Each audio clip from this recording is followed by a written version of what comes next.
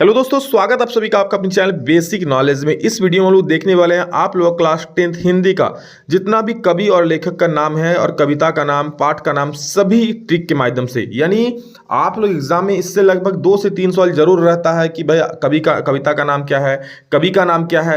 तो अगर इस वीडियो को देख लोगे ना तो आपका एक भी सवाल नहीं छूटेगा और बहुत ही आसान वे में एक बार पढ़ लोगे ना जिंदगी भर इस ट्रिक्स आपको याद रहेगा, कभी नहीं भूलोगे। तो चलिए फटाफट से शुरू करते हैं इस वीडियो को। देख चैनल पर पहली बार आए सब्सक्राइब जरूर कर लीजिए आगे की सारी एग्जाम की तैयारी बहुत ही धुआंधार और अच्छे से करने के लिए। चलिए इस वीडियो को शुरू करते हैं।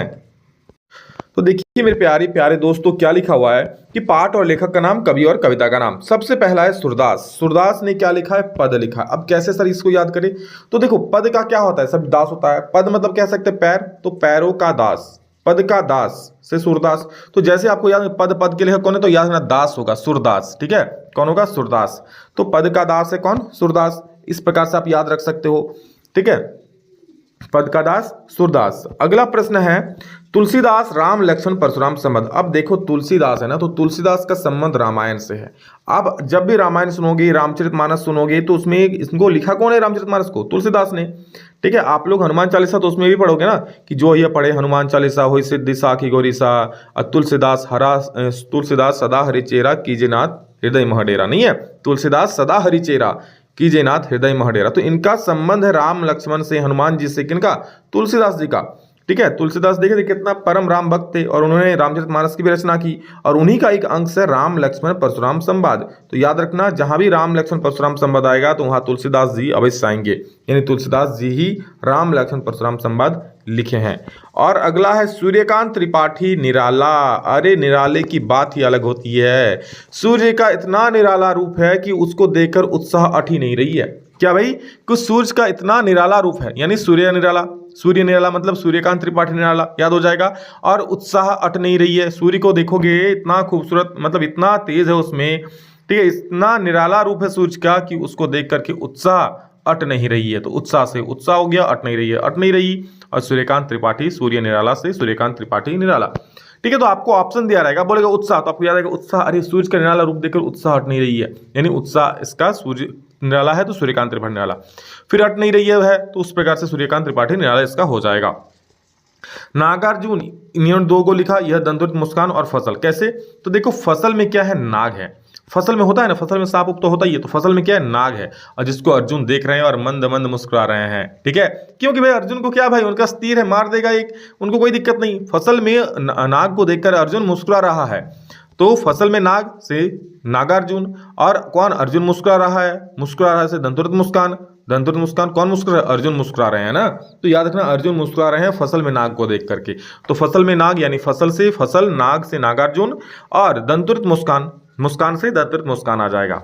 क्लियर है ना? तो बस आप देखोगे यहाँ बोलेगा यह दंतुरित मुस्कान किसके द्वारा लिखा गया है, तो बोलोगे, याद रख लोगे अर्जुन मुस्कुरा रहा है नाग को देख करके, तो अर्जुन से अर्जुन हो जाएगा, नागार्जुन हो जाएगा।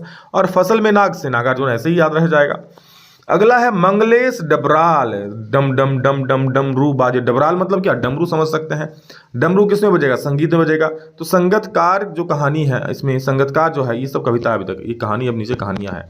ठीक है, तो संगतकार में क्या होता है? संगीत में क्या होता है? डम डम डमा डम डमरू बाजे। ठीक है, डमरू बाजे, तो डमरू से डबराल याद रख लीजिएगा। तो संगीत जहां आएगा वहां डमरू अवश्य आएगा। ठीक है, अगला स्वयं प्रकाश। देखो कितना बढ़िया। आप चश्मा, इसका है नेताजी का चश्मा। तो आप चश्मा पहनना चाहोगे तो आपको स्वयं पहनना पड़ेगा? नहीं पड़ेगा, कोई और आपको चश्मा थोड़ी पहना देगा जी।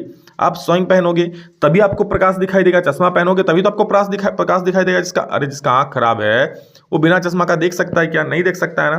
तो चश्मा पहनोगे तभी उसको प्रकाश दिखाई देगा। और चश्मा स्वयं पहनना पड़ता है, तो इससे भी याद हो जाएगा स्वयं प्रकाश। क्लियर है? बस ऑप्शन दिया रहेगा, आप आराम से वहां पर मार दो, कोई दिक्कत नहीं है। राम वृक्ष बेनीपुरी, तो बाल गोविंद भगत के जो है यहाँ पर लेखक है।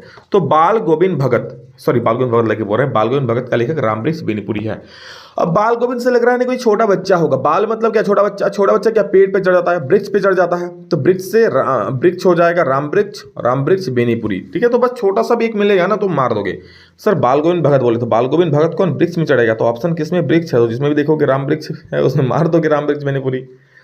अगला है यशपाल और लखनवी अंदाज। यशपाल भाई, जो लखनवी अंदाज वाले लोग होते हैं ना उसमें यश होता है, मतलब क्या? प्रतिष्ठा पद होता है, उनमें गजब का ही अहंकार होता है। नहीं, यश होता है उन लोगों के पास। प्रसिद्ध लोग होते हैं। यश मतलब क्या, प्रसिद्ध लोग होंगे, और प्रसिद्ध लोगों का ज्यादा अहंकार होता है, तभी तो लखनवी अंदाज में देख रहे थे कैसा खीरा को सूंघकर फेंक दिया। तो लखनवी अंदाज से क्या हो जाएगा, यशपाल। ठीक है। अगला है मन्नू भंडारी। देखो भंडारी से भंडारा, और भंडारी में क्या हो गया भाई, कहानियों का भंडारा लग गया। क्या हो गया, मन्नू भंडारी एक कहानी अभी। तो जब भी आपका कहेगा एक कहानी अभी, तो याद रखना कहानियों का भंडारा लग जाएगा। क्या हो जाएगा, कहानियों का भंडारा लगा दिया।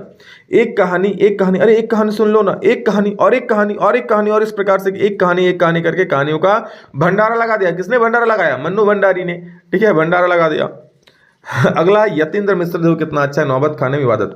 अगर कोई नौबत खाने में चल जाएगा तो उसका नौबत खराब हो जाएगा, ऐसा याद रखना। नौबत खाना में जैसे जेल खाना, उसी प्रकार समझ लो नौबत खाना है। तो नौबत खाने में क्या यातनाएं दी जाएगी, और यातनाएं से क्या हो जाएगी, यतीन्द्र मिश्र। 4 ऑप्शन रहेगा, आपको बोलेगा नौबत खाने में इबादत का लेखक कौन है, तो बता नहीं पाओगे।